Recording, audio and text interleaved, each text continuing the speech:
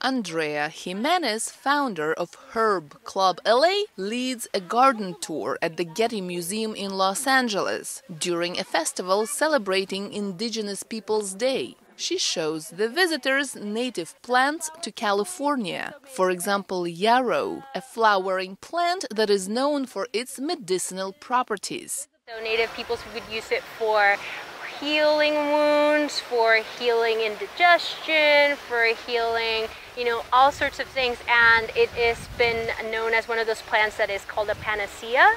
The third annual celebration of Indigenous Peoples Day at the Getty Museum drew about 2,000 people, making the event one of the biggest in Los Angeles, says festival founder Chelsea Anderson. The mission of the Family Festival is to share resources of artists and makers from Indigenous diaspora in Los Angeles. We love the educational component of sharing traditions of the past, but also we really celebrate contemporary voices and contemporary artists. One of the artists, Shigo Belilitso, a dancer with the Wild Horse Native American Association, says Indigenous Peoples Day brings recognition to his people who lived on the land before Europeans came. I remember growing up, a lot of some teachers, they didn't even know we would exist. Some people think we're extinct, and we're not. We're here, we're alive, we're well, and we're thriving.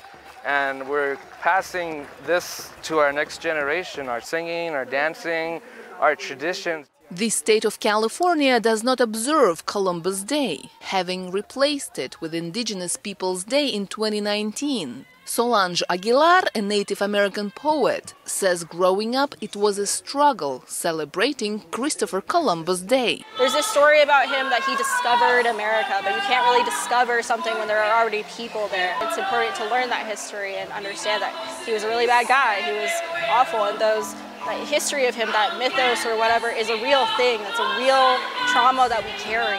Erica Barrenwall, who moved last month to Los Angeles from Columbus, Ohio, is celebrating Indigenous Peoples Day with her family for the first time. She believes recognizing Native peoples will make a better future for her mixed-race kids.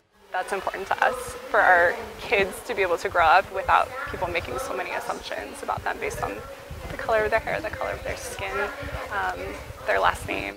Columbus Day is currently a federal holiday in the U.S., unlike Indigenous Peoples Day, whose status varies state by state. On Monday, New York City is holding one of the biggest Columbus Day parades in the country, celebrating Italian-American heritage, culture and achievements. Jenya Dulo, VOA News, Los Angeles.